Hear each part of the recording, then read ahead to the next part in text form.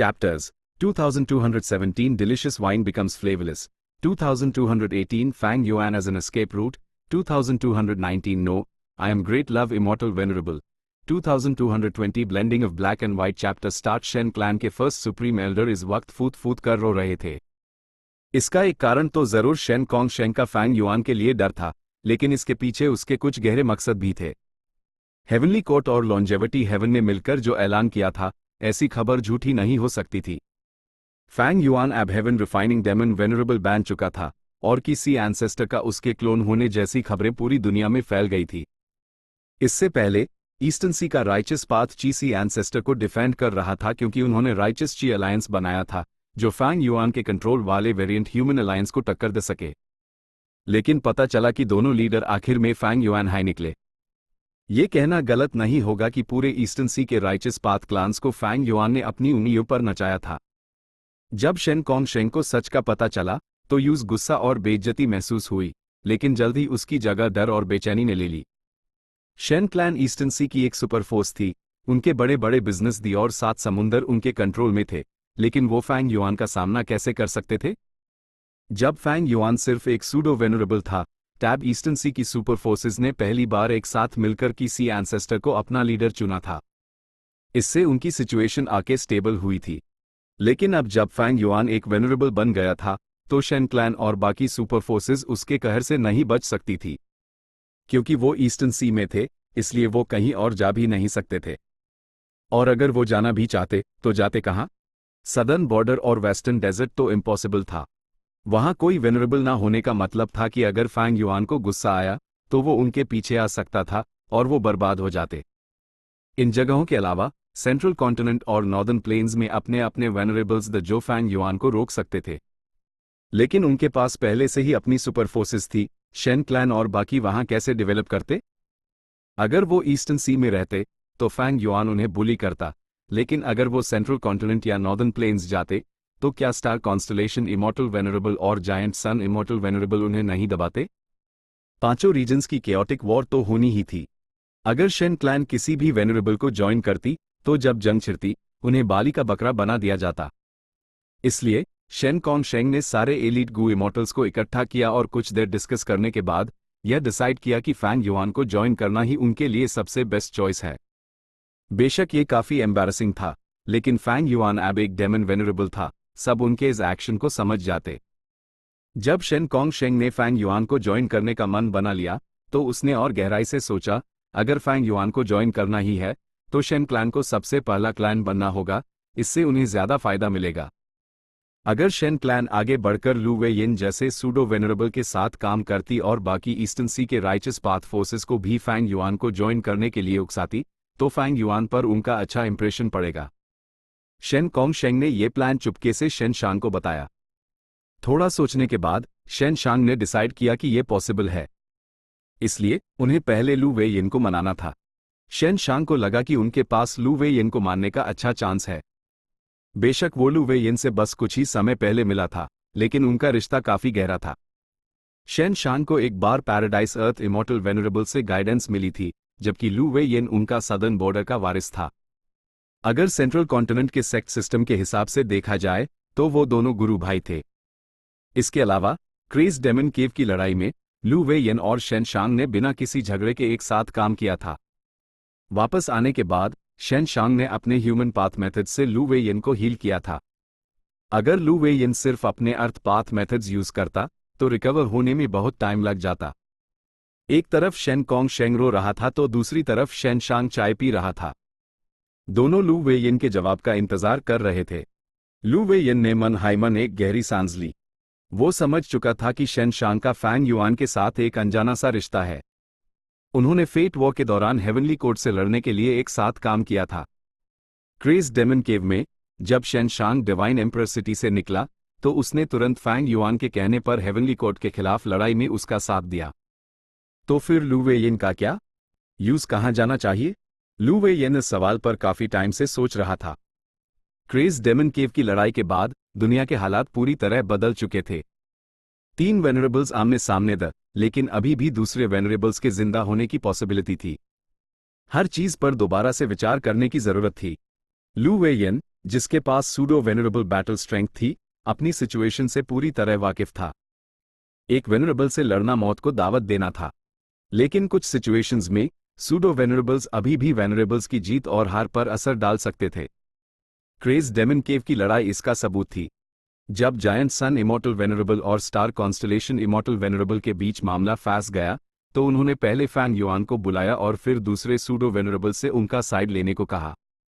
ये लोग ही वो अहम मोहरे थे जो जीत का पासा पलट सकते थे। क्रेज डेमन केव में तीनों वेनरेबल्स के लड़ाई रोकने के बाद भी फैंग युआन और दूसरे वेनरेबल्स ने लू वेयिन और बाकियों से पंगा नहीं लिया। एक तो उनकी हालत खराब थी और वो एक दूसरे के एक्शन से भी डर रहे थे, इसलिए रिस्क नहीं ले सकते थे। दूसरा, अगर उन्होंने सूडो वेनरेबल्स को मारने की कोशिश की और फेल हो गए, तो वो उन्हें दूसरे साइड ज्वाइन करने पर मजबूर कर देते। इसलिए लू वेयिन और बाकी सब आराम से वापस आ गए। लू वेयिन ने कुछ देर सोचा और फिर कहा, अगर लॉर्ड पैराडाइज अर्थ आज जिंदा होते तो मैं जरूर उनके साथ जाता। मैंने फैंग युआन की मदद इसलिए की थी ताकि मैं उसकी ताकत का इस्तेमाल करके लॉर्ड पैराडाइज अर्थ इमॉर्टल वेनरेबल को जिंदा कर सकूं।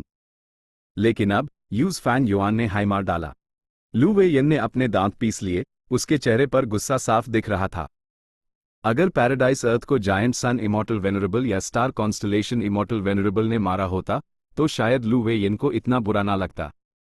लेकिन पैराडाइज अर्थ को फैंग युआन ने मारा था, जबकि Fang Yuan spectral soul demon venerable से सिर्फ इसलिए बच पाया था क्योंकि लू वेयिन ने अपनी जान की बाजी लगाकर उस पर हमला किया था। शेन शांग उसके एक्सप्रेशंस को देख रहा था और जानता था कि लू वेयिन के अंदर जज्बातों का तूफान उठ रहा है। वो ये भी समझ सकता था कि लू वेयिन इतनी कश्मकश में क्यों है। शेन शांग कुछ नहीं बोला। उसने भी पस्त में पैराडाइज अर्थ इमॉर्टल वेनरेबल से मदद ली थी, इसलिए अभी कुछ बोलना ठीक नहीं था। शेन कॉन्ग शेंग को ऐसी कोई दिक्कत नहीं थी। उसने तुरंत कहा, मेरे ख्याल से लॉर्ड लू वेयिन, आपको इतना परेशान होने की जरूरत नहीं है। इस वक्त आपने फैंग युआन की मदद ZYA डटार पैराडाइज अर्थ इमॉर्टल वेनरेबल की मर्जी से की थी। थोड़ा रुक कर उसने आगे कहा, और तो और, भले हाई फैंग युआन ने लॉर्ड पैराडाइज अर्थ की जान ली, लेकिन वो तो बस आखिरी बार था। असली गुनाहगार तो स्टार कॉन्स्टलेशन इमॉर्टल वेनरेबल और जायंट सन इमॉर्टल वेनरेबल थे। लू वेयिन ने ऊपर देखते हुए एक आह भरी, उसके पास हमें सर हिलाने के अलावा कोई चारा नहीं था। तुम सही कह रहे हो। वो कड़वाहट से मुस्कुराया, हालात बदल चुके हैं, दुनिया अब पहले जैसी नहीं रही। लॉर्ड पैराडाइज अर्थ के बिना मेन लू वेयिन बस एक आवारा मुसाफिर हूं। भले हाई मशरूमन पैराडाइज अभी भी है, लेकिन सारे मशरूम में पहले हाई सॉवरन इमॉर्टल एपर्चर में जा चुके हैं। वो फैंग युआन के बंधक हैं। मैं दोनों तरफ से फंसा हुआ हूं, मन शांत हाई नहीं हो रहा। शेन शांग, हमारी दोस्ती लड़ाइयों में बनी है। मैं जानना चाहता हूं कि इस मामले पर आपकी क्या राय है। मैं आपकी बात सुनना चाहता हूं। शेन शांग ने खांस कर कहा, मैं आपसे झूठ नहीं कहूंगा दोस्त। Main lord heaven refining demon venerable को ज्वाइन करना चाहता हूं। सच तो यह है कि ब्लू ड्रैगन वेल में ही हमने लॉर्ड फैंग युआन के साथ काम किया था। उसके बाद हमने फेटवर और क्रेज डेमन केव की लड़ाई, दोनों में उनका साथ दिया। इतने सारे कोलैबोरेशंस में लॉर्ड फैंग युआन ने एक बार भी हमें निराश नहीं किया। ऑफ कोर्स, क्या हम कह सकते हैं कि फैंग युआन भरोसेमंद है? ये बिल्कुल बकवास है, आखिर वो एक डेमन वेनरेबल है। लेकिन शेन क्लैन की नींव यही है। अगर हम यहां से हिलने की कोशिश करते हैं तो ये बहुत रिस्की होगा। सारे फायदे और नुकसान को देखने के बाद हम सिर्फ यही कर सकते हैं। गू इमॉर्टल्स रिसोर्सेज के बिना कल्टिवेट नहीं कर सकते थे। शेन क्लैन बहुत बड़ी थी और उसमें बहुत से गू इमॉर्टल्स थे। उन्हें अपने सारे मेंबर्स के कल्टीवेशन को मेंटेन करने और नए गू इमॉर्टल सीड्स को प्रमोट करने के लिए और भी ज्यादा रिसोर्सेज की जरूरत थी। ऑफ कोर्स, हर गू इमॉर्टल के पास अपना इमॉर्टल एपर्चर होता था, लेकिन सिर्फ अपने इमॉर्टल एपर्चर के रिसोर्सेज सेल्फ सफिशिएंट होने के लिए काफी नहीं थे। वारना ट्रेजर येलो हेवन इतना पॉपुलर नहीं होता। Sovereign immortal aperture self sufficient हो सकता था, लेकिन वो यूनिक था। भले हाई यूज दोबारा रिफाइन किया जा सकता था, लेकिन उसके लिए जरूरी इमॉर्टल मटेरियल्स, जिसमें 10 एक्सट्रीम फिजिक्स भी शामिल द और गू रिफाइनमेंट के दौरान आने वाले ट्रिब्यूलेशन, रिस्क और इन्वेस्टमेंट इतने ज्यादा थे कि कोई से नहीं सकता था। शेन शांग की बातें सुनकर लू वेयिन का चेहरा गंभीर हो गया और उसने सर हिलाया। भाई शेन ने मेरी बहुत मदद की है। जब आपने ये फैसला कर ही लिया है तो इस बार मैं आपके साथ चलूंगा। शेन कॉन्ग शेंग और शेन शांग ने एक दूसरे को देखा और मन ही मन बड़बड़ाए, बूढ़ा चालक। इन शब्दों से लू वे येन ये दिखाना चाहता था कि वो ये फैसला शेन शांग का उसके घाव ठीक करने का एहसान चुकाने के लिए ले रहा है। जैसा कि उम्मीद थी, लू वे येन जैसा सूडो वेनरेबल जीनियसेस में भी जीनियस था, उस ज्यादातर हालातों में धोखा नहीं दिया जा सकता था। शेन शांग ने खांस कर कहा, यह सबसे अच्छा है कि आपने ये फैसला कर लिया है। हम फ्यूचर में भी एक दूसरे की मदद कर सकते हैं। शेन कॉन्ग शेंग ने इस मौके का फायदा उठाया और सुझाव दिया कि शेन शांग और लू वे येन को आगे बढ़कर बाकी सारे ईस्टर्न सी के सुपर फोर्सेस को भी फैंग युआन को ज्वाइन करवाना चाहिए। लू वे येन को इस बात का अंदाजा था, उसने सर हिलाया और तुरंत हाँ कर दी। शेन कॉन्ग शेंग ने अपनी 6 साउंड टी दोबारा बनाई। चाय पीने के बाद शेन शांग संतुष्ट लू वे येन को ट्रीटमेंट के लिए फिर से उनके सीक्रेट रूम में ले गया। शेन शैंक और लू वे येन के GHAAV बहुत गहरे थे। सिर्फ एक राउंड का ट्रीटमेंट काफी नहीं था। भले high Shane shank human path methods का इस्तेमाल कर रहा था, उनके घावों पर लगे वेनरेबल डाउ मार्क्स को हटाने में वक्त लगना ही था। दूसरे दिन सुबह शेन कॉन्ग शेंग निकला और बाकी सुपर क्लान्स से मिलने गया। उन्हें अपने साथ मिलाने का उसका प्लान काफी सक्सेसफुल रहा। ये सारे सुपर फोर्सेस ईस्टर्न सी में हाइदर, उन्हें जल्द हाई शेन कॉन्ग शेंग से पता चल गया कि शेन शांग और लू वे येन फैंग युआन को ज्वाइन करने वाले ही। क्रेज डेमन केव में डेमन इमॉर्टल ची जुए के मरने के बाद दुनिया में सिर्फ 3 सूडो वेनरेबल बैटल स्ट्रेंथ वाले एक्सपर्ट्स बचे थे।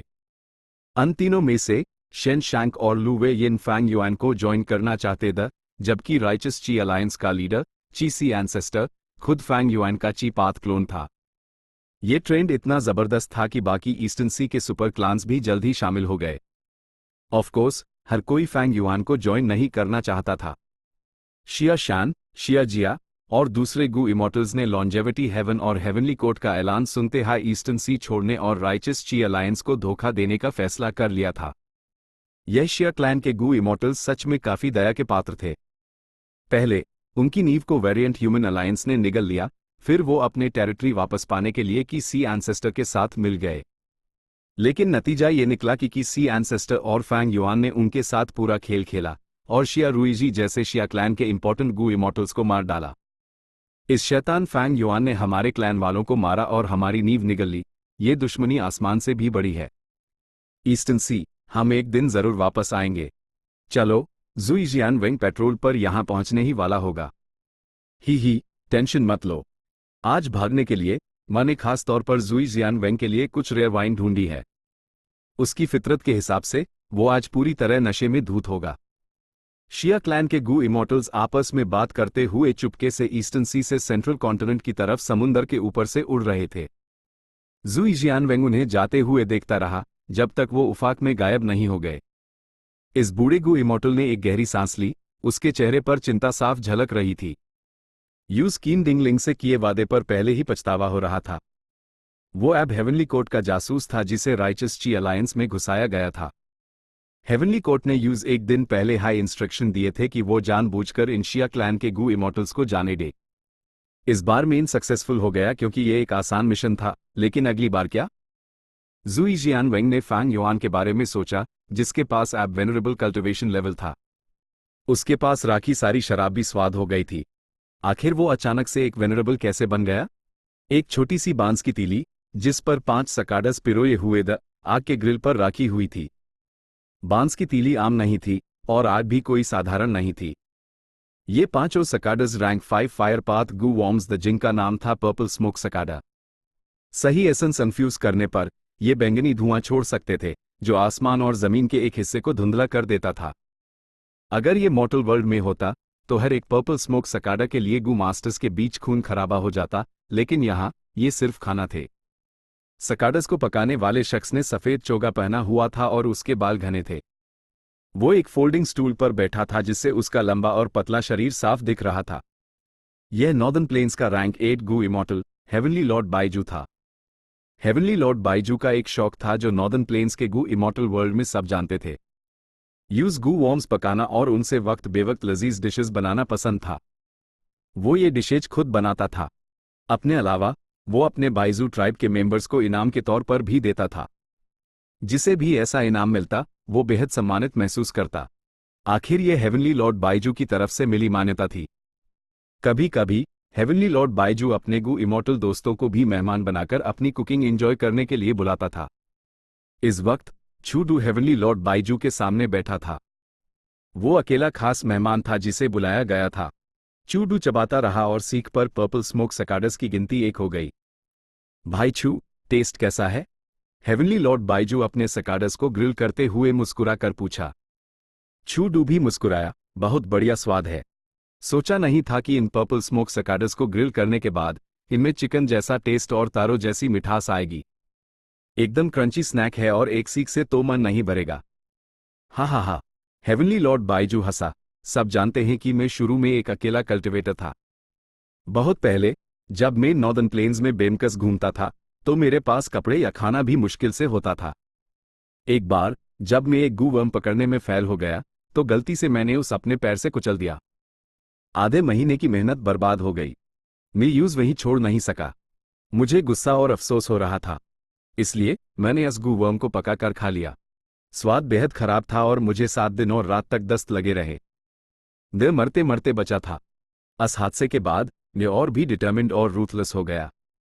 मैंने कसम खाई कि जब मैं बड़ा आदमी बन जाऊंगा तो मैं बदला लेने के लिए अक्सर गूवर्म्स खाऊंगा। हेवनली लॉर्ड बाइजू की निगाहें कहीं दूर खो गई थी। चूडू गंभीर था। हेवनली लॉर्ड बाइजू ने ऐसी बातें उससे पहले कभी नहीं कही थी। लग रहा था कि वो कोई गहरी बातचीत करना चाहता है।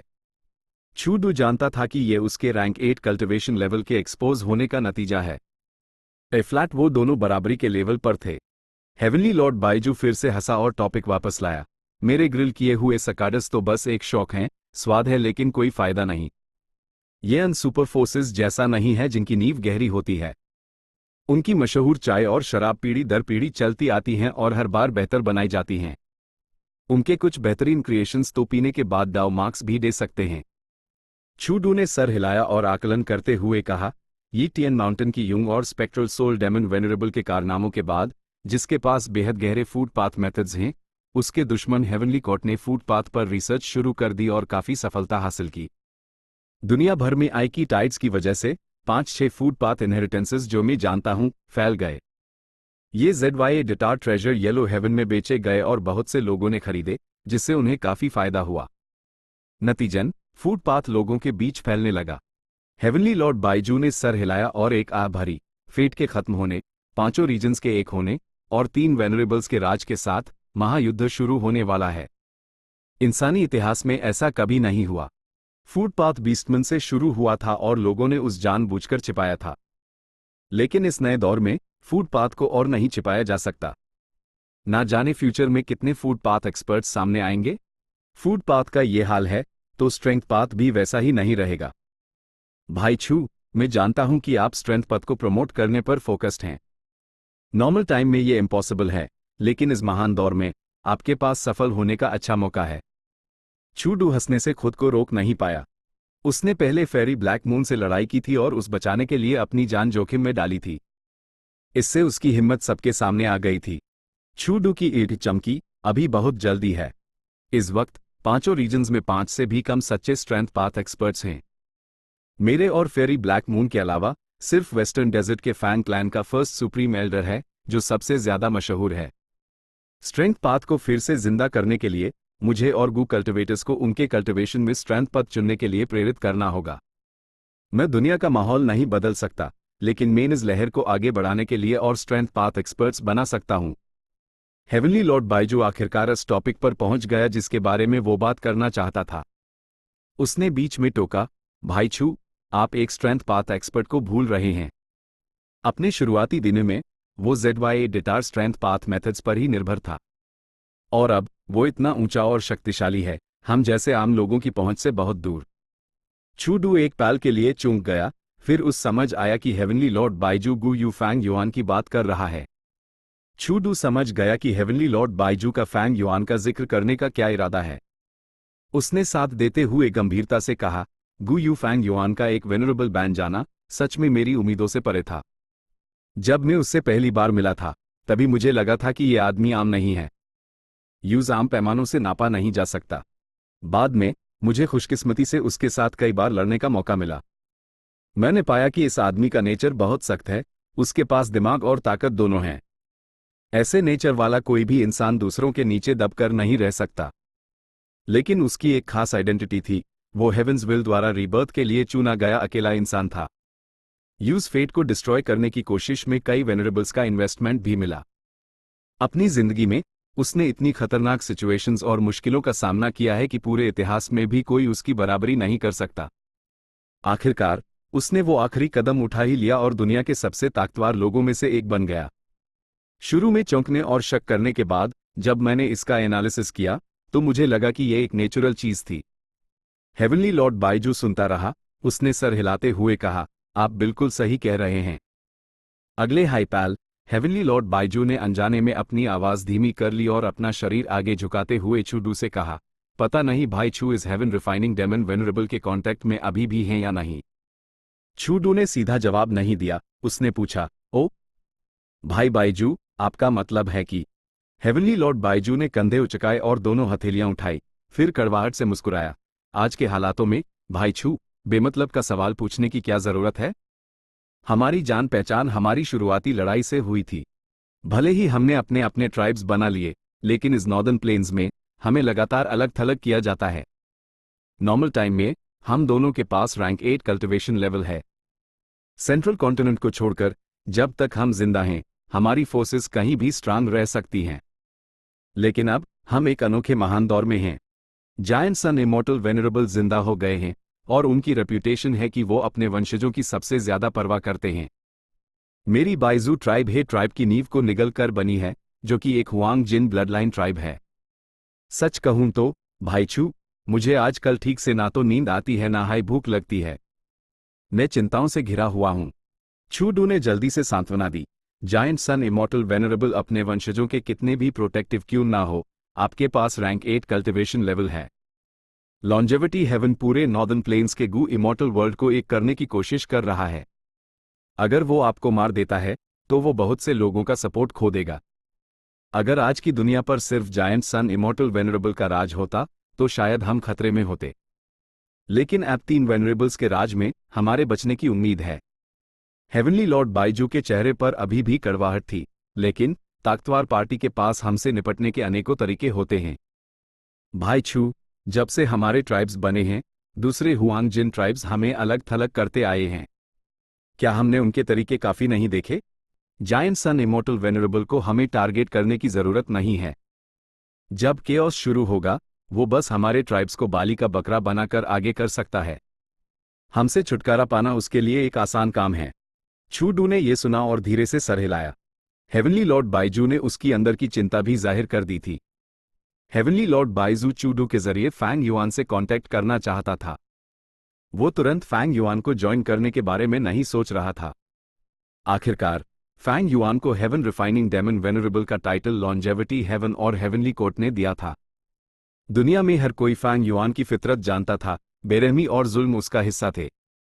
हेवनली लॉर्ड बाइजू अपने लिए एक बचने का रास्ता छोड़ना चाहता था ताकि मुसीबत आने पर वो यूज इस्तेमाल कर सके। और सच तो ये था कि चूडू का भी यही आइडिया था। सच कहूं तो मैंने बहुत टाइम से फैंग युआन से कांटेक्ट नहीं किया है। चूडू ने आह भरते हुए सच कहा। चूडू ने आगे कहा, मेरा फैंग युआन के साथ रिश्ता सब जानते हैं। जायंट सन इमॉर्टल वेनरेबल के होते हुए अब फैंग युआन से कांटेक्ट करना बहुत खतरनाक है। अगर मैं पकड़ा गया तो मुसीबत आ जाएगी। भले ही उसने ऐसा कहा, चूडू ने मन ही मन फैसला कर लिया था। जब तक तीनों वेनरेबल्स आराम कर रहे हैं वो चुपके से फैंग युआन से कांटेक्ट करेगा और अपने छू ट्राइब के लिए एक बैकअप प्लान बनाने की कोशिश करेगा। 3 वेनरेबल्स के एक साथ राज ने दुनिया को हिला कर रख दिया था। इस झटके के बाद ज्यादातर फोर्सेस और गू इमॉर्टल्स अपने हालात के बारे में सोचने लगे थे। उसी समय फैंग क्लैन का फर्स्ट सुप्रीम एल्डर, जिसे चूडू ने सबसे मशहूर स्ट्रेंथ पाथ एक्सपर्ट कहा था, भी एक मीटिंग कर रहा था। स्टडी रूम में फैंग क्लैन के first supreme elder Fang Gong बैठे और एक डर भरी आवाज में बोले, सोचा नहीं था कि फैंग युआन एक डेमन वेनरेबल बन जाएगा। शुक्र है हमारे क्लैन ने यूज माना नहीं किया और उसके साथ ट्रांजैक्शन कर लिया, वरना अगर हमने उससे पंगा लिया होता तो इस वक्त तो हम उससे बच जाते, लेकिन अब हमें उसके बदले का सामना करना पड़ता। हमारा पूरा क्लैन जिंदगी और मौत के संकट में पच जाता। साइड में फैंग क्लैन के थर्ड सुप्रीम एल्डर रैंक 7 गो इमॉर्टल फैंग हुआशेंग ने कहा, सच तो यह है कि हमारे फैंग क्लैन को फैंग युआन ने इतने टाइम तक धोखे में रखा, लेकिन ये कोई बड़ी बात नहीं है। आखिर वो एक ऐसा इंसान है जो वेनरेबल बन गया। फैंग दी चांग ने ठंडी आह भरी, उसके चेहरे पर नाखुशी साफ दिख रही थी। उसकी फैंग युआन से गहरी दुश्मनी थी। इस वक्त उसने फैंग युआन के खिलाफ साजिश रची थी, लेकिन वो खुद ही मारा गया और पकड़ा गया। भले ही फैंग युआन ने बाद में उसकी सोल को छोड़ दिया, लेकिन वो इस ट्रांजैक्शन का हिस्सा था जिससे फैंग युआन को बड़ी मात्रा में सोल कॉज और थीव्स डे मिला था। अभी फैंग दी चांग के पास दूसरा शरीर था। भले ही उसका कल्टिवेशन लेवल रैंक 5 था, लेकिन वो अपने इमॉर्टल असेंशन की तैयारी कर रहा था। उसका कल्टिवेशन लेवल गिरने के बावजूद उसका स्टेटस वैसा ही रहा। आखिरकार उसका गोद लिया बेटा फैंग यून उसके दूत को संभाल रहा था और पूरे फैंग क्लैन को अभी भी उस पर भरोसा था। भले हाई फैंग दी चांग के विजडम पाथ मेथड्स ऐप कमजोर थे, लेकिन उसका नजरिया अभी भी अनोखा था। वो ठंडा सा मुस्कुराया और एनालिसिस किया। ऊपर से देखने पर फैंग युआन एक डेमन वेनरेबल बन गया है और आज के हालात अनोखे हैं। 3 वेनरेबल्स का एक साथ होना पहले कभी नहीं हुआ, लेकिन उनके बीच में भी कुछ नाजुक फर्क हैं। देखो, हेवनली कोर्ट ने जायंट सन इमॉर्टल वेनरेबल के ब्लड पाथ बनाने और कल्टिवेट करने का पर्दाफाश किया। उन्होंने ये भी दावा किया कि Fang Yuan heaven refining demon venerable है। वो सबसे अग्रेसिव साइड हैं। लॉन्जेविटी हेवन ने हेवनली कोर्ट को जवाब दिया और कहा कि giant sun immortal venerable blood path दुनिया के भले के लिए कल्टिवेट कर रहा था, ये उसकी महान दया थी। साथ ही उन्होंने भी फैंग युआन को डेमन वेनरेबल कहा। तीनों में से सिर्फ फैंग युआन ने अब तक कुछ नहीं कहा। क्रेज डेमन केव की युंग के बाद वो ईस्टर्न सी में आराम कर रहा है। ये दिखाता है कि वो तीनों वेनरेबल्स में सबसे कमजोर है। फ्यूचर में तीनों वेनरेबल्स के बीच एक बड़ी जंग होगी। मेरे पास बदला लेने का मौका अभी भी है। हमारा वेस्टर्न डेजर्ट गहराई में स्थित है। हमारी लोकेशन बहुत अच्छी है। जब पांचों रीजन्स में जंग छिड़ेगी तो अलग अलग रीजन्स की सीमाएं अराजक हो जाएंगी। हमें बस चुपचाप रहना है और सीक्रेटली डेवलप करना है। अगर तीनों वेनरेबल्स में से कोई जीता है तो हम इस साइड को ज्वाइन कर लेंगे। अगर वेनरेबल्स मर जाते हैं तो हमारे फैंग क्लैन के पास वेस्टर्न डेजर्ट का ओवरलॉर्ड बनने की उम्मीद है। फैंग गोंग और फैंग हुआशेंग ने उसका एनालिसिस सुना और अनजाने में ही धीरे से सर हिला दिया। उसके बाद फैंग दी चांग ने जोर देकर कहा, पांचों रीजन्स को देखें तो नॉर्दर्न प्लेन्स, सेंट्रल कॉन्टिनेंट और ईस्टर्न सी सबके पास एक वेनरेबल लीडर है, जबकि सदर्न बॉर्डर के पास एक राइचस पाथ अलायंस है। सिर्फ हमारा वेस्टर्न डेजर्ट अभी भी बिखरा हुआ और असंगठित है। ये कहा जा सकता है कि वेस्टर्न डेजर्ट पांचों रीजन्स में सबसे कमजोर है। इस सिचुएशन में हमें आगे बढ़कर कोई पंगा नहीं लेना चाहिए या अपना स्टैंड साफ नहीं करना चाहिए। अगर दूसरी फोर्सेस हमें शामिल करना चाहें तो हम बैलेंस बनाने की कोशिश करेंगे और अपने फायदे को प्रायोरिटी देते हुए सीक्रेटली उन्हें ज्वाइन कर लेंगे। इस वक्त हमारे फैंग क्लैन पर इसलिए हमला हुआ था क्योंकि हमें डिवाइन एम्परर सिटी मिला था। हम वही गलती दोबारा नहीं कर सकते और सबका टारगेट नहीं बन सकते। ये बहुत बड़ी बेवकूफ़ी होगी। फैंग हुआशेंग और फैंग गोंग ने फिर से सर हिलाया। भले हाईफैंग दी चांग अपना कल्टिवेशन लेवल खो चुका था, लेकिन उसका दूर तक देखने का नजरिया अभी भी वैसा ही था। Southern border, Tianland mountain, Luo clan का हेडक्वार्टर्स। द हॉल में लुओ क्लैन के ZYA डटारगू इमॉर्टल्स जामा थे। जो खुद नहीं आ पाए थे, उन्होंने अपनी विल भेजे दी थी। लुओ क्लैन के फर्स्ट सुप्रीम एल्डर का कल्टिवेशन लेवल रैंक 7 था। उसने चारों तरफ देखा और फिर बोला, 3 वेनरेबल्स के राज के दौर में केओस फैलेगा। लुओ क्लैन को क्या करना चाहिए? अगर आपके पास कोई आइडिया है तो अभी बताएं। लुओ क्लैन के गू इमॉर्टल्स ने एक दूसरे को देखा। जल्द ही उनमें से एक बोला, ये शख्स स्पेस पाथ कल्टिवेट करता था। वो लुओ क्लैन का नंबर 1 जनरल लुओ रन था, जिसके पास पीक रैंक 7 बैटल स्ट्रेंथ थी, जो फर्स्ट सुप्रीम एल्डर से भी ज्यादा थी। लुओ रैन बोला, सब लोग, 3 वेनरेबल्स के राज की खबर ने सबको हिलाकर रख दिया है।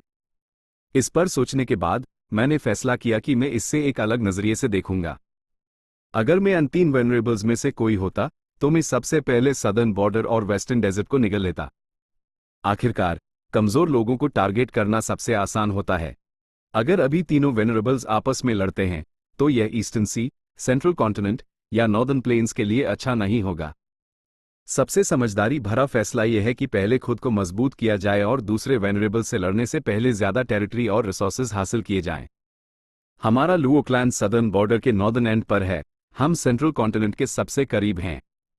अगर star constellation immortal venerable southern border में दखलंदाजी करना चाहती है तो हमारे लुओ क्लैन को सबसे पहले उसका सामना करना पड़ेगा। लुओ क्लैन के इमॉर्टल्स ने ठंडे चेहरे के साथ सर हिलाया।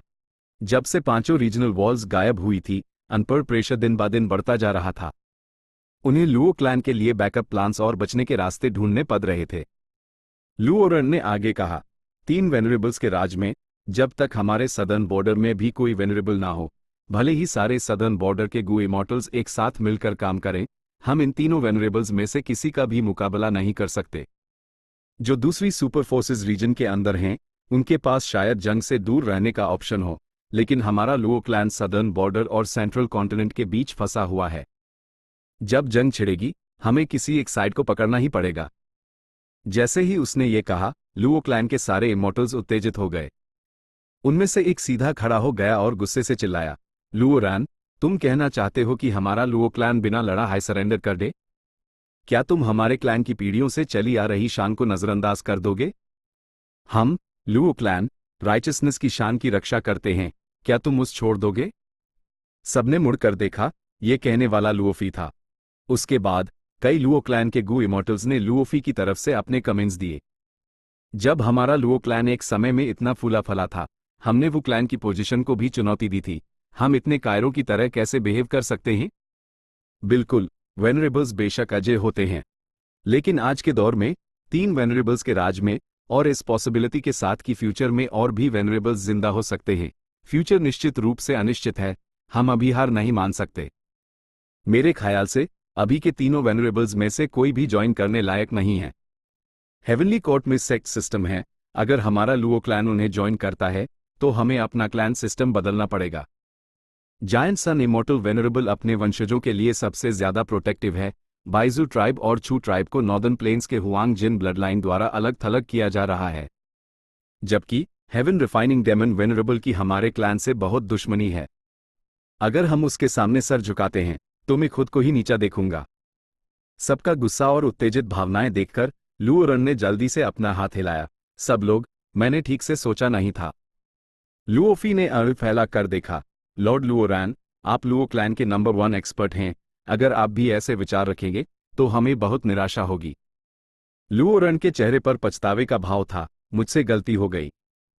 लुओफी ने आगे कहा, मेरे नजरिए से सिचुएशन इतनी खतरनाक नहीं है। 3 वेनरेबल्स के राज में वो एक दूसरे से डर रहे हैं और अनपढ़ बंदिशें भी हैं। वो आसानी से कोई कदम नहीं उठाएंगे। क्रेज डेमन केव की युग में डेमन इमॉर्टल ची जुए और सियोही जियन जैसे लोग पहले ही मर चुके हैं। फैंग युआन ने अपने कई शक्तिशाली साथी खो दिए हैं। अभी उसका नी बॉडी ईस्टर्न सी में आराम कर रहा है और कुछ नहीं कर रहा। उसके पास दूसरे रीजन्स में दखल देने की ताकत नहीं है। इसके अलावा भले ही हमारे सदर्न बॉर्डर में कोई वेनरेबल नहीं है, लेकिन हमारे पास सदर्न अलायंस और अलायंस लीडर वू योंग हैं। फेट वॉर के दौरान लॉर्ड वू योंग ने हमारे सदर्न बॉर्डर के राइचस पाथ का नेतृत्व किया और हमें एक बार भी निराश नहीं किया। हम अभी उनसे और खुद से उम्मीदें क्यों नहीं रख सकते? ये शब्द कहने के बाद लुओफी बैठ गई। कई लुओ क्लैन के गू इमॉर्टल्स ने भी धीरे से सर हिलाया, उसकी बातों से सहमत होते हुए। लुओ क्लैन वू क्लैन के बारे में पॉजिटिव सोचती थी, क्योंकि इस वक्त लुओ क्लैन को कीजू ग्रोटो हेवन एक्सप्लोर करते हुए नुकसान हुआ था। उनका पीछा किया जा रहा था और उन्हें अपनी ताकत बचाने के लिए वू क्लैन से मदद मांगनी पड़ी थी। कुछ देर बाद लुओ जू ने मीटिंग खत्म होने का ऐलान किया। सिर्फ लुओ रन उससे सीक्रेटली बात करने के लिए पीछे रुका। माफ करना, तुम्हें यह सब करना पड़ा, लुओ जू ने माफी मांगते हुए कहा। लुओ रन ने अपना सर हिलाया। हेवनली कोर्ट को ज्वाइन करना शुरू से ही मेरा असली इरादा था। मैं आज बस उनकी नब्ज टटोल रहा था, लेकिन लगता है लुओ क्लैन अभी हार नहीं मानना चाहता। उन्हें लगता है कि ये बहुत कायरता होगी। दूसरी तरफ वो इन्फॉर्मेशन पाथ इमॉर्टल गू तो सिर्फ इमॉर्टल क्रेन सेक्ट का आइडिया था। भले ही हमारा लुओ क्लैन सेंट्रल कॉन्टिनेंट को ज्वाइन करना चाहे, हमें कम से कम हेवनली कोर्ट से तो कांटेक्ट करना ही पड़ेगा, है ना? लुओ जू ने आह भरी। हमारा लुओ क्लैन हमेशा से एक सीधा और राइचस फोर्स रहा है। मैं सबको लीड करने के लिए बहुत नाकाबिल हूं। मुझे लुओ क्लैन की सुरक्षा की चिंता है। लेकिन तुम सही हो, अभी वक्त नहीं आया है। हमें इमॉर्टल क्रेन सेक्ट से सीक्रेटली कांटेक्ट करते रहना होगा। Central continent, immortal crane sect. हरे भरे पेड़ उगे हुए थे और साफ हवा बह रही थी। पहाड़ के बीच में बने एक पवेलियन में एक नौजवान गु इमोर्टल अपनी बांसुरी बजा रहा था। जैसे ही बांसुरी की धुन फैली, आसमान में एक इमोर्टल क्रेन फड़फड़ाने लगा। नौजवान दिखने वाले गु इमोर्टल ने साफ सफेद चोगा पहना हुआ था। उसकी भौहें हरी और लंबी थी, जो उसकी कमर तक पहुंच रही थी। यह इंस्लेवमेंट पाथ इमोर्टल हे फंग यांग था। यूज विंज्ड क्रेन फ्लाइंग इमोर्टल के नाम से जाना जाता था। मैं अपनी ट्रिब्यूलेशन पास करके रैंक 7 बनने में सफल रहा, लेकिन सोचा नहीं था कि सक्लूजन से बाहर आते ही मुझे 3 वेनरेबल्स के राज की चौंका देने वाली कहानी सुनने को मिलेगी। ना सिर्फ स्टार कॉन्स्टलेशन इमोर्टल वेनरेबल और जायंट सन इमोर्टल वेनरेबल जिंदा हुए, बल्कि एक नया हेवन रिफाइनिंग डेमन वेनरेबल भी है। गु यू फेंग युआन। ही फंग यांग के मन में अजीब से एहसास थे। उस वक्त वही था जिसने लॉर्ड स्काई क्रेन को सदर्न बॉर्डर के गु यू विलेज जाने को कहा था, और हु इमोर्टल ब्लेस्ड लैंड हासिल करने की कोशिश में उसने फैंग युआन से भी पंगा लिया था। अगर मैंने यूएस वक्त मन बना लिया होता और खुद एक्शन लिया होता, तो क्या मैं फैंग युआन को मार सकता था? ये ख्याल ही फंग यांग के दिमाग में लगातार आ रहा था। लेकिन जल्द ही हे फंग यांग ने अपना सर हिलाया। चांसेस द कि वो फेल हो जाता, क्योंकि फैंग युआन के पीछे हेवेंस विल और दूसरे वेनरेबल्स का मुकाबला था। और भले ही वो फैंग युआन को मार सकता था, अब ये कहने का क्या फायदा? फैंग युआन अब एक डेमन वेनरेबल था, जबकि हे फंग यांग ने अभी अभी रैंक 6 पार करके रैंक 7 में कदम रखा था। ही फंग यांग अंदर से उदास महसूस कर रहा था, लेकिन उसके मन में जलन जैसे दूसरे एहसास भी थे। उसने इतने सालों तक इतनी मेहनत की, लेकिन उसने फैंग युआन जैसे एक मोर्टल को तेजी से ताकत में बढ़ते देखा, और आखिरकार वो एक वेनरेबल बन गया। फैंग युआन उससे बहुत आगे निकल चुका था, वो उसकी परछाई तक नहीं देख सकता था। लेकिन इस बांसुरी की धुन से हे फंग यांग धीरे धीरे शांत हो गया। हर किसी की अपनी किस्मत होती है। फैंग युआन इस मुकाम तक पहुंच पाया, किस्मत के अलावा उसके पास लड़ने की समझदारी और हिम्मत भी थी। उसने कई अराजक हालातों को समझा और अक्सर खतरनाक सिचुएशंस में फंसा। लेकिन मैं उम्मीद से खाली नहीं हूं। शांति के समय में एंस्लेवमेंट पाथ पर रिसोर्सेज खर्च करना सेक्ट के लिए बेकार है। लेकिन पांचों रीजन्स की महायुद्ध के आने से एक एंस्लेवमेंट पाथ कल्टीवेटर होने के नाते सेक्ट मुझे ज्यादा अहमियत देगा, वो मुझे ज्यादा ध्यान और रिसोर्सेज देंगे। इसके अलावा मैंने अपनी मर्जी से सीक्रेटली लुओ क्लैन को इमोर्टल क्रेन सेक्ट के नाम पर एक इन्फॉर्मेशन पाथ इमोर्टल गु भेजा है, ताकि उन्हें शामिल करने की कोशिश कर सकूं। जब तक लुओ क्लैन के फर्स्ट सुप्रीम एल्डर ने अस इन्फॉर्मेशन पाथ इमोर्टल गु को डिस्ट्रॉय नहीं किया है, ये एक साफ रवैया दिखाता है। अगर ये सफल हो जाता है तो ये एक बहुत बड़ी उपलब्धि होगी, मुझे बहुत सारे सेक्ट कंट्रीब्यूशन पॉइंट्स मिलेंगे। तब तक मेन हेवनली कोर्ट से एक इमोर्टल पिल एक्सचेंज कर सकता हूं, ताकि लिटिल 9 एक एंशिएंट डेसोलेट बीस्ट बन सके। ही फंग यांग ने अपने सामने 9 पैलेस क्रेन को देखा और मुस्कुराया। यह 9 पैलेस क्रेन एक डेसोलेट बीस्ट था जिसका हे फंग यांग से गहरा रिश्ता था। उस वक्त यूज एक टाइम पाथ इमोर्टल गु ने मारा था और उसकी उम्र पीछे चली गई थी। वो छोटा होता गया जब तक कि वो एक बच्चा नहीं बन गया। ही फंग यांग ने यूज बचाने की पूरी कोशिश की, उस पूरी तरह ठीक करने के लिए एक बड़ी कीमत चुकाई। ईस्टर्न सी 5 रंगों का धूप गुदगुदाया और सिकुड़ गया। आखिरकार फैंग युआन के सॉवरन इमोर्टल एपर्चर में वापस चला गया। फैंग युआन एक अनजान द्वीप पर आल्टी पाल्टी मारकर बैठा था। उसने अपने सामने एक विशाल इलाका देखा जहां अब कोई धुआं नहीं बचा था। उसके बाद गु इमोर्टल्स का एक बड़ा झुंड उसकी तरफ आया। जब वो 1000 कदम दौड़, वो समुंदर की सतह पर उतरे और उसके सामने सर झुकाकर अपनी अधीनता स्वीकार की। यह ईस्टर्न सी के राइचस पाथ गु इमोर्टल्स द अलग अलग क्लान्स के फर्स्ट सुप्रीम एल्डर्स भी उनमें शामिल थे। ऑफ कोर्स उन्हें सूडो वेनरेबल्स शेन शैंक और लू वे येन लीड कर रहे थे। फैंग युआन एक पैल के लिए चौंक गया, लेकिन फिर सिचुएशन समझ गया और हंसा। समझदार इंसान हालात के आगे झुक जाता है। सब लोग उठ जाइए। आज से मैं आप सबको अपने दूसरे सबॉर्डिनेट्स की तरह हाई ट्रीट करूंगा। इमोर्टल्स के चेहरों पर शुक्रिया के भाव दिए और उन्होंने एक साथ कहा, हम हेवन रिफाइनिंग डेमन वेनरेबल को प्रणाम करते हैं। हम लॉर्ड डेमन वेनरेबल के लिए अपनी जान देने को तैयार हैं। लेकिन फैंग युआन ने धीरे से अपना सर हिलाया। इस मोड़ पर मुझे दुनिया के लिए एक ऐलान करना चाहिए। उसने ट्रेजर येलो हेवन से कनेक्ट किया और अपना ऐलान शुरू किया। क्या हेवन रिफाइनिंग डेमन वेनरेबल? मैं इस टाइटल को स्वीकार नहीं करता। शेन शांग और बाकी सब हैरान रह गए। मैं डिमोनिक पाथ में नहीं हूं, मैं एक राइचस पथ का सदस्य हूं। मेरे सभी पिछले काम दुनिया के सभी जीवों के लिए भलाई मांगने के लिए थे। मैंने अपनी जान की परवाह नहीं की और फेट को नाश्त करने के लिए अनेकों संकटों का अनुभव किया।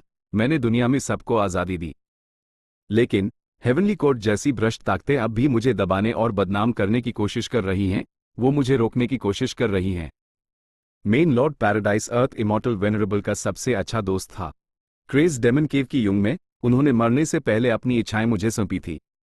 वेनरेबल बनने के बाद मेन पैराडाइज अर्थ इमॉर्टल वेनरेबल का अनुकरण करूंगा। मैं 5 रीजन्स में शांति के लिए काम करूंगा। सब लोग अफवाहों पर विश्वास ना करें। पैराडाइज अर्थ इमॉर्टल वेनरेबल को मैंने नहीं मारा। स्टार कॉन्स्टलेशन और जायंट सुन ने मिलकर उसकी जान ली। फैंग युआन ने एकदम राइचस टोन में बोला। शेन शांग और लू वे येन यूज खुली आंखों से देखते रह गए। दूसरे ईस्टर्न सी के राइचस पाथ लीडर्स भी ऐसे सुन रहे थे जैसे ये कोई सपना हो। फैंग युआन ने अचानक अपनी आवाज ऊंची की। उसने एक जोश भरी आवाज में कहा, सब लोग, मैं चाहता हूं कि आप याद रखें, मेन Gu Yue Fang Yuan great love immortal venerable हूं। आज से मैं अपना heaven and earth great love alliance बनाऊंगा। मैं दुनिया में लाभ लाऊंगा और 5 रीजन्स में शांति लाऊंगा। खबर जल्द हाई ट्रेजर येलो हेवन में तेजी से फैल गई। दुनिया के हर गु इमॉर्टल ने इसे सुना। चाहे वो हेवनली लॉर्ड बाइजू और छू डू हो जो अभी खाना ग्रिल कर रहे थे, या फैंग क्लैन के 3 बड़े लोग जो सीक्रेटली चर्चा कर रहे थे, या लुओ क्लैन के इमॉर्टल्स, या हे फंग यांग, सबको ये चौंका देने वाली खबर मिली। लेकिन फैंग युआन रुका नहीं, वो बोलता रहा। उसने ट्रेजर येलो हेवन में एक लिस्ट डाली जिसमें बहुत सारे गु वर्म के नाम थे। अगर कोई गु मास्टर या गु इमॉर्टल सही कीमत चुकाता तो वो उनके लिए गु रिफाइन करता। मॉर्टल गु के लिए उसने क्वांटिटी पर कोई रोक नहीं लगाई, जबकि इमॉर्टल गु के मामले में वो उनके लिए रैंक 8 इमॉर्टल गु तक रिफाइन कर सकता था। 5 रीजन्स में हंगामा मच गया। ये गु यू फैंग युआन एक रिफाइनमेंट पाथ वेनरेबल का वादा है। गु वॉर्म्स हमारे कल्टीवेशन का मूल हैं, वो हमारी नींव हैं। लेकिन हमेशा से वो बहुत दुर्लभ और रिफाइन करने में मुश्किल रहे हैं, खासकर इमॉर्टल गु। इसलिए दुनिया के भले के लिए मैं जो पहला काम करूंगा वो है सबके लिए इमॉर्टल गु रिफाइन करना। हमारे पिछले झगड़ों या दुश्मनी के बावजूद, चाहे दोस्त हो या दुश्मन, मैं इसकी परवाह नहीं करूंगा। मैं सबके लिए समान रूप से गु रिफाइन करूंगा। ये मेरे दिल में बेस महान प्रेम को साबित करेगा। मैं जानता हूं कि आप किस बात से चिंतित हैं, लेकिन सच तो यह है कि मैंने पहले ही कई फोर्सेस और गु इमॉर्टल्स के साथ बहुत सारे ट्रांजैक्शंस किए हैं। मैंने उनके लिए कई इमॉर्टल गु रिफाइन किए हैं। जैसे कि मैंने वेस्टर्न डेजर्ट के फैंग क्लैन के साथ कई बार ट्रांजैक्शन किया है। ये सब सबूत है। वेस्टर्न डेजर्ट में फैंग गोंग, फैंग दी चांग और फैंग हुआशेंग बड़ी बड़ी इन से देख रहे थे। फैंग दी चांग, जिसने पहले जोर देकर कहा था कि उन्हें लो प्रोफाइल रहना चाहिए और पब्लिक का गुस्सा नहीं भड़काना चाहिए, तुरंत पीला पड़ गया। या जैसे कि सदर्न बॉर्डर का वू क्लैन, मैंने वू योंग के लिए 1 से ज्यादा रैंक 8 इमॉर्टल गु रिफाइन किए हैं। सबूत यहां हैं। वू योंग, लुओ क्लैन के मेंबर्स। लुओफी ने अपना सर पकड़ लिया और उस लगा कि उसका दिल टूट गया है। क्यों? लॉर्ड वू योंग, आपने सीक्रेटली फैंग युआन के साथ हाथ मिला लिया। क्यों? या जैसे कि नॉर्दर्न प्लेन्स की बाइजू ट्राइब, मेरे पास हेवनली लॉर्ड बाइजू के साथ सहयोग के कई संभव क्षेत्र हैं। हम करीबी संपर्क में रहे हैं। फैंग युआन ने ऐलान करना जारी रखा। हेवनली लॉर्ड बाइजू एक पत्थर की मूर्ति की तरह हो गया। उसके हाथ में जो सीख वो भून रहा था, उसमें आग लग गई। छूडू ने उसकी तरफ देखा, जैसे कह रहा हो, भाई, तुम्हें क्या हुआ है? जब तुम फैंग युआन के कांटेक्ट में हमेशा से तो तुम मेरे कनेक्शन का इस्तेमाल क्यों करना चाहते थे? फैंग युआन ने आगे कहा, सिर्फ नॉर्दर्न प्लेन्स हाई नहीं, सेंट्रल कॉन्टिनेंट भी शामिल है। जैसे कि इमॉर्टल क्रेन सेक्ट के हे फंग यांग, मैं अपने नौजवान दिनों से ही उसके कांटेक्ट में हूं। हम पिछले झगड़ों के कारण सच में परिचित हो गए हैं। बदनामी, ये साफ साफ बदनामी है। ही फंग यांग ने अपने हाथ में जेड बांसुरी तोड़ दी। वो बुरी तरह कांप रहा था। आखिर में फैंग युआन ने कहा, चाहे आप मुझ पर विश्वास करें या ना करें, यह आप पर है। खतरा हमेशा रहता है, लेकिन क्या हो अगर ये सच हो? आप पहले ट्राई क्यों नहीं करते? सब लोग, कृपया मुझ पर थोड़ा विश्वास करें। बहुत पहले से अनेकों लोगों ने मुझे गलत समझा है। इसलिए मुझे अब पूरी दुनिया के लोगों को साबित करने दीजिए कि मैं सच में ग्रेट लव इमॉर्टल वेनरेबल हूं। फैंग युआन के ऐलान के बाद समुद्र की सतह पर हवाएं चलने लगी। घुटने टेके हुए ईस्टर्न सी के गु इमॉर्टल्स ने अपने सिर उठाए और फैंग युआन को सुन्न होकर देखने लगे। उन्हें देखते हुए फैंग युआन ने एक दयालु और सच्ची मुस्कान दिखाई। सब लोग उठ जाइए। आप पहले ही मेरे haven and earth great love alliance में शामिल हो चुके हैं। पहला बैच होने के नाते आपको ज्यादा बेहतर सुविधाएं मिलेंगी, मैं इसकी गारंटी देता हूं। ली सियो बाई कुछ इन्फॉर्मेशन पाथ गू इमॉर्टल्स के पीछे पीछे चल रहा था। वो सब सावधानी से घाट लगाए बैठे थे। सियो बाय, ब्लैक और व्हाइट हेवन ऐप फ्यूज हो रहे हैं। हंगामा बहुत बड़ा है और माहौल खतरनाक है। बाद में जब हाउंस के झुंड उड़कर आएंगे तो तुम एक्शन लेने के बजाय देखने पर फोकस करना, समझे? एक रैंक 7 इन्फॉर्मेशन पाथ गू इमॉर्टल ने निर्देश दिया। ली सियो बाई ने जल्दी से सर हिलाया। जी, मैं सीनियर्स की बात सुनूंगा। वो एक आज्ञाकारी बच्चे की तरह बिहेव कर रहा था। एक महान विद्वान वाला घमंड उसमें बिल्कुल नहीं था। यहाँ के सभी इन्फॉर्मेशन पाथ गू इमॉर्टल्स उसके बारे में अच्छा सोचते थे। ली सियो बाई बहुत पहले हाई रैंक 6 बन चुका था। वो एक इन्फॉर्मेशन पाथ गू इमॉर्टल था। अपने टैलेंट की वजह से वो प्रोफाउंड लिटरेचर ग्रोटो हेवन का सबसे पसंदीदा जूनियर गू इमॉर्टल भी था। यह information path Gu immortals profound literature grotto heaven से आए थे। वो ग्रोटो हेवन के इंपीरियल कोर्ट में कम से कम सेकंड ग्रेड ऑफिशियल्स थे। प्रोफाउंड लिटरेचर ग्रोटो हेवन का एक खास सिस्टम था। गू इमॉर्टल्स इंपीरियल कोर्ट में शामिल होते थे और उनमें से ज्यादातर अहम पदों पर आसीन होते थे। गू इमॉर्टल बनने के बाद ली सियो बाई ने भी इंपीरियल कोर्ट के लिए काम करना शुरू कर दिया था। इसका एकमात्र एपीवाद ओल्ड इमॉर्टल हुआ यू था। उसके पास रैंक 8 कल्टिवेशन लेवल था और वो पर्दे के पीछे से पूरी सिचुएशन को कंट्रोल करता था। वो आ गए। थोड़ी देर बाद इन्वेस्टिगेशन के इंचार्ज गू इमॉर्टल ने कहा। इमॉर्टल्स ने तेजी से कई किलर मूव्स दिखाए और वो खुद को और भी गहराई से छिपाने लगे। जल्द ही ली सियो बाई ने रेमनेंट हेवनली डॉग्स का एक झुंड हवा में कदम रखते हुए उनकी तरफ आते देखा। ये सभी space path ancient desolate beasts the, जो खाने में स्पेस पाथ गू वॉर्म्स खाते थे। कुल 368 रेमनेंट हेवनली डॉग्स और 4 हेवन स्वॉलोइंग हाउंड्स। ली सियो बाई इंफॉर्मेशन पाथ कल्टिवेट करता था। वो इंफॉर्मेशन इकट्ठा करने में सबसे माहिर था। एक नजर डालते ही उसने इस हाउंड ग्रुप का साइज ए कालन कर लिया था। Remnant heavenly dogs ancient desolate beasts थे। जब वो एक हद तक बढ़ जाते थे तो वो हेवन स्वॉलोइंग हाउंड्स बन जाते थे। Heaven swallowing hounds immemorial desolate beasts the, जो 9 हेवंस के टुकड़े ग्रोटो हेवन और ब्लेस्ड लैंड्स को खा जाते थे। वो हमेशा से दोनों हेवंस के ग्रोटो हेवंस के लिए एक बड़ा खतरा रहे थे। जैसे जैसे डॉग ग्रुप नजदीक आता गया, प्रोफाउंड लिटरेचर ग्रोटो हेवन के गू इमॉर्टल्स ने एक साथ काम करना शुरू कर दिया। उन्होंने चुपके से एक किलर मूव का इस्तेमाल किया। इस किलर मूव में कोई शोर या आवाज नहीं थी, ये तेजी से फैल गया।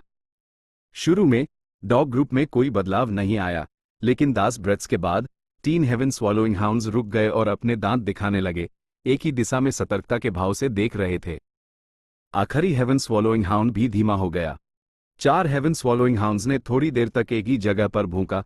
उसके बाद 3 हेवन स्वॉलोइंग हाउंड्स ZY डिटार रेमनेंट हेवनली डॉग्स को एक अलग रास्ते पर, एक अलग दिशा में ले गए। आखिरी हेवन स्वॉलोइंग हाउंड 20 से ज्यादा रेमनेंट हेवनली डॉग्स को अपने साथ लेकर अपने ओरिजिनल पथ पर चलता रहा। प्रोफाउंड लिटरेचर ग्रोटो हेवन के गू इमॉर्टल्स पूरे वक्त छिपे रहे।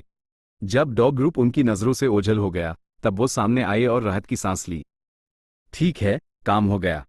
ज्यादातर हाउंड्स को हमने गुमराह कर दिया है। उन्हें लगता है कि यूएस दिशा में लजीज खाना है, लेकिन वहां तो सोल बीस्ट्स हैं। हाँ, हमने अनसोल बीस्ट्स पर भी इंफॉर्मेशन पाथ मेथड्स का इस्तेमाल किया है। जब डॉग ग्रुप वहां जाएगा तो उन्हें लगेगा कि सोल बीस्ट्स एक इमॉर्टल एपर्चर छिपा रहे हैं। वो हमारे बिना एक्शन लिए ही एक दूसरे को मार डालेंगे। बचा हुआ हेवन स्वॉलोइंग हाउंड हमसे धोखा नहीं खाया, शायद उसके पास किसी इमॉर्टल गू का प्रोटेक्शन है। लेकिन जितने हमने यहां खींचे हैं, लॉर्ड हुआ यू के काम के लिए काफी हैं। सियो बाई, तुमने ठीक से देखा? जब फ्यूचर में तुम्हारा कल्टिवेशन लेवल रैंक 7 तक बढ़ेगा तो तुम्हें भी अक्सर ऐसे मिशंस पूरे करने होंगे। हमारा प्रोफाउंड लिटरेचर ग्रोटो हेवन हिल नहीं सकता और आसमान में एक ही जगह पर है, लेकिन हमें कई प्रॉब्लम्स को होने से पहले हाई सॉल्व करना पड़ता है। ली सियो बाई ने तुरंत जवाब दिया, मैं और मेहनत करूंगा। यह गो इमॉर्टल्स तुरंत यूएस दिशा में चल पड़े जहां हेवन स्वॉलोइंग हाउंड पहले गया था। यह हेवन स्वॉलोइंग हाउंड अपने साथ कुछ रेमनेंट हेवनली डॉग्स को लड़ गया था। रास्ते में ओल्ड इमॉर्टल हुआ यू द्वारा पहले से सेट किए गए बैटलफील्ड किलर मूव ने अन पर घाट लगाकर हमला किया। एक बड़ी लड़ाई के बाद हेवन स्वॉलोइंग हाउंड मारा गया। उसके पास वकाई एक वाइल्ड इमॉर्टल गू था, लेकिन वो लड़ाई में नाश्त हो गया। कुछ बचे हुए रेमनेंट हेवनली डॉग्स बचने में कामयाब रहे। वो बैटलफील्ड किलर मूव की दर आरन से भाग निकले। आखिरकार वो स्पेस पाथ बीस्ट्स द भागना उनकी महारत थी। लेकिन बाद में उनका सामना ली सियो बाई के ग्रुप से हुआ। कुछ किलर मूव्स के बाद यह रेमनेंट हेवनली डॉग स्कीम में बदल गए। ली सियो बाई ने भी एक्शन लिया, उसने कुछ इमॉर्टल एसेंस का इस्तेमाल किया लेकिन कोई बड़ा रोल प्ले नहीं किया। लेकिन उसके चेहरे पर उत्साह और जोश के भाव थे। बाकी इन्फॉर्मेशन पाथ गू इमॉर्टल्स ने यूज देखा और उसके बारे में एक प्यारे यंग जूनियर होने का उनका इंप्रेशन और गहरा हो गया। ओल्ड इमॉर्टल हुआयू ने बैटलफील्ड किलर मूव को इकट्ठा करके स्टोक किया और इमॉर्टल्स ने तेजी से उस सलाम किया। ओल्ड इमॉर्टल हुआयू ने सर हिलाया और सबको देखा। जब उसने ली सियो बाई को देखा तो वो उसकी तरफ देखकर मुस्कुराया। यूज यही यंग जूनियर बहुत पसंद था और वो उसके टैलेंट की कदर करता था। उसके दिल में ली सियो बाई की परवरिश अच्छी हुई थी और वो प्रोफाउंड लिटरेचर ग्रोटो हेवन के पिछले 100 सालों के इतिहास में सबसे टैलेंटेड गू इमॉर्टल था। वो ग्रोटो हेवन का भविष्य था। अफसोस, सोचा नहीं था कि किसी एंसेस्टर असल में हेवन रिफाइनिंग डेमन वेनरेबल का क्लोन निकलेगा। फैंग युआन बहुत चालक और धोखेबाज है, ने उससे पूरी तरह धोखा खा गया। अगर हेवनली कोर्ट और लॉन्जेविटी हेवन ने सच का पर्दाफाश ना किया होता तो मी ऐप भी उसके इस्तेमाल में आता रहता। क्या ग्रेट लव इमॉर्टल वेनरेबल, ऐसी बातें सिर्फ बेवकूफ़ों को ही धोखा दे सकती हैं। अफसोस, मैं किसी भी बाहरी इंसान पर भरोसा नहीं कर सकता। सिर्फ मेरे सामने खड़े ये गू इमॉर्टल्स हाई भरोसेमंद हैं। चीसी एंसेस्टर ने एक बार खुद प्रोफाउंड लिटरेचर ग्रोटो हेवन की मदद की थी। इसलिए ओल्ड इमॉर्टल हुआयू चीसी एंसेस्टर का बहुत सम्मान करता था। राइचस ची अलायंस ज्वाइन करने के बाद वो जोश से चीसी एंसेस्टर की लीडरशिप को फॉलो कर रहा था। लेकिन अब जब किसी एंसेस्टर की आइडेंटिटी एक्सपोज हो गई थी तो उसके लिए सारा सम्मान गुस्से और बेइज्जती में बदल गया। ओल्ड इमॉर्टल हुआयू के अंदर जज्बातों का तूफान था, लेकिन उसने ऊपर से शांति बनाए रखी और सिचुएशन को कंट्रोल किया। गू इमॉर्टल्स को बैटलफील्ड से सारे निशान साफ करने का आदेश देते हुए उसने उन्हें इलाके की तलाशी के लिए भी भेजा। वो सभी इन्फॉर्मेशन पाथ गू इमॉर्टल्स थे। जल्द ही उन्होंने बैटलफील्ड से सभी दिखने वाले निशान या सुराग साफ कर दिए। इसके अलावा इन्वेस्टिगेटिव गू इमॉर्टल्स कुछ इन्फॉर्मेशन भी वापस लाए। इमेमोरियल टू हेवंस की heavenly wind she wall ZYA डेटार गायब हो चुकी है। दोनों हेवंस का फ्यूजन वक्त के साथ और गंभीर होता जाएगा। न सिर्फ दोनों हेवंस के बीस्ट ज्यादा लड़ रहे हैं, बल्कि दोनों हेवंस के डाव मार्क्स में भी बड़े बदलाव आ रहे हैं। कुछ एक दूसरे से टकरा रहे हैं जबकि कुछ आपस में मिलकर और बड़े प्रभाव पैदा कर रहे हैं। उन्हें अलग नहीं किया जा सकता। असल में हेवनली विंड शी वॉल बहुत पहले ही गायब होना शुरू हो चुकी थी। एफ्लैट जब पांचों रीजनल वॉल्स जा चुकी थी और की टाइड्स ने दुनिया को लपेट लिया था, दोनों हेवंस का फ्यूजन भी सबसे तीव्र मोड़ पर पहुंच गया था। इसी वजह से इतना हंगामा हो रहा था। दोनों हेवंस में स्थित सभी ग्रोटो हेवंस इस दौरान लगातार प्रॉब्लम्स का सामना कर रहे थे। पहले dog group profound literature grotto heaven के लिए एक बड़ा खतरा था, इसलिए उस पहले ही निपटा दिया गया। लेकिन जो बात ओल्ड इमॉर्टल हुआयू और दूसरे इन्फॉर्मेशन पाथ गू इमॉर्टल्स को चिंतित कर रही थी, वो सिर्फ उनके सामने की मुसीबत नहीं थी, बल्कि पांचों रीजन्स और दोनों हेवंस की बड़ी सिचुएशन भी थी। फैंग युआन के वापस आने के बाद उसने खुद को ग्रेट लव इमॉर्टल वेनरेबल ऐलान किया और अपना heaven and earth great love alliance बनाया।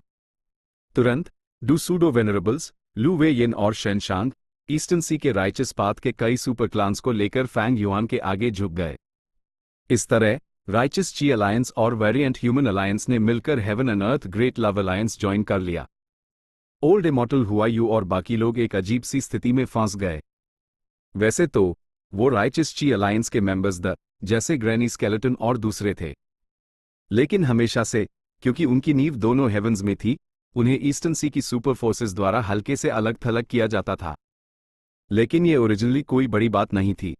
ओल्ड इमॉर्टल हुआयू, ग्रैनी स्केलेटन और बाकियों को बस चीसी एंसेस्टर का सपोर्ट पाते रहना था।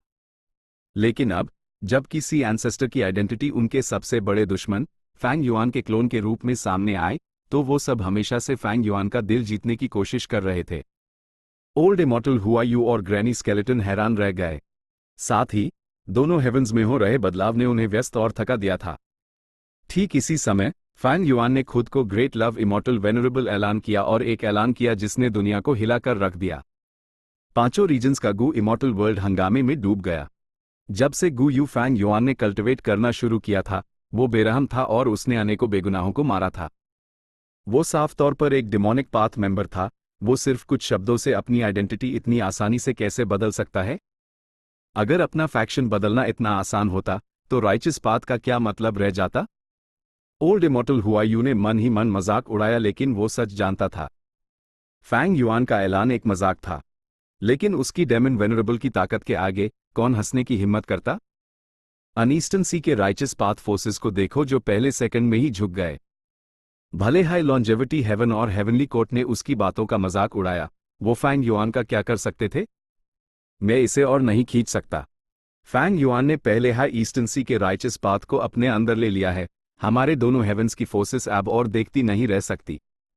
लेकिन क्या हमें फैंग युआन, हेवनली कोर्ट या लॉन्जेविटी हेवन को ज्वाइन करना चाहिए?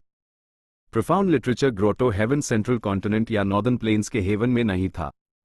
यही वजह थी कि ओल्ड इमॉर्टल हुआयू ने पहले राइचस ची अलायंस ज्वाइन किया था। ए फ्लैट फैंग युआन को ज्वाइन करना सबसे सुविधाजनक नतीजा था, लेकिन वो प्रोफाउंड लिटरेचर ग्रोटो हेवन को बचा नहीं पाएंगे। क्यों? सब जानते थे कि फैंग युआन के पास सॉवरन इमॉर्टल एपर्चर है। दोनों हेवंस के ग्रोटो हेवंस उसके अनेक्स करने के टारगेट्स थे। जब वो अपना घर बचा ही नहीं सकते तो फैंग युआन को ज्वाइन करने का क्या फायदा?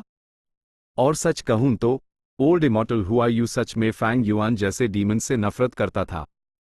ओल्ड इमॉर्टल हुआयू ने और विस्तार से सोचना शुरू किया। उसके सामने कई ऑप्शंस थे, लेकिन उस कौन सा ऑप्शन चुनना चाहिए? ये एक मुश्किल सवाल था। लॉन्जेविटी हेवन सबसे सेंट्रल एरिया में कैलेमिटी लक ऑल्टर था। कैलेमिटी लक ऑल्टर के चारों दिशाओं में 4 डिजिलेशंस थे, और 4 डिजिलेशंस के आसपास 8 एक्सट्रेमिटीज के लिए 8 इलाके थे। 4 डिजिलेशंस के ऊपर सुनहरी रोशनी फैली हुई थी। 8 एक्सट्रेमिटीज के ऊपर हरी रोशनी की ऑरा फैल रही थी। जायंट सन इमॉर्टल वेनरेबल कुछ समय पहले हाई लॉन्जेविटी हेवन वापस आ चुका था। वुश! एक हल्की सी आवाज गूंजी। जायंट सन इमॉर्टल वेनरेबल के शरीर पर आखिरी कुछ स्टार पाथ डाउ मार्क्स आग में जल गए। वो पूरी तरह गायब हो गए। मेरे घाव आखिरकार भर गए। जायंट सन इमॉर्टल वेनरेबल ने एक सांस छोड़ते हुए कहा, अब मुझे 5 रीजन्स और दोनों हेवंस के लक पाथ डाउ मार्क्स को रिफाइन करना होगा ताकि मैं एक डाउ लॉर्ड के रूप में अपनी ताकत वापस पा सकूं। क्रेज डेमन केव की लड़ाई में जायंट सन इमॉर्टल वेनरेबल और स्टार कॉन्स्टलेशन इमॉर्टल वेनरेबल ने युंग में असली वेनरेबल लेवल की ताकत का इस्तेमाल नहीं किया था, क्योंकि वो वॉइड में थे। वहां उनके रिफाइन करने के लिए कोई नेचुरल डाउ मार्क्स नहीं थे। अगर होते तो एक वेनरेबल का हर एक्शन नेचुरल डाउ मार्क्स द्वारा एम्पलीफाई और स्ट्रांग हो जाता। वो बहुत भयानक हो जाते। ये बिल्कुल वैसा ही था जैसे स्पेक्ट्रल सोल डेमन वेनरेबल के पास door of life and death में अनेकों सोल पाथ डाउ मार्क्स का एम्पलीफिकेशन था। लेकिन साफ तौर पर कहें तो स्पेक्ट्रल सोल डेमन वेनरेबल को एक सच्चा डाउ लॉर्ड नहीं माना जा सकता था, क्योंकि उसके पास होश नहीं था। जायंट सन इमॉर्टल वेनरेबल ने अपने समय में दुनिया के सभी लकपाथ डाउ मार्क्स को पहले हाई रिफाइन कर लिया था, लेकिन उसकी मौत के बाद यह डाउ मार्क्स वापस हेवनली डाउ के कंट्रोल में चले गए। इसलिए उन्हें इस्तेमाल करने से पहले उन्हें फिर से रिफाइन करना पड़ेगा। Chapter and.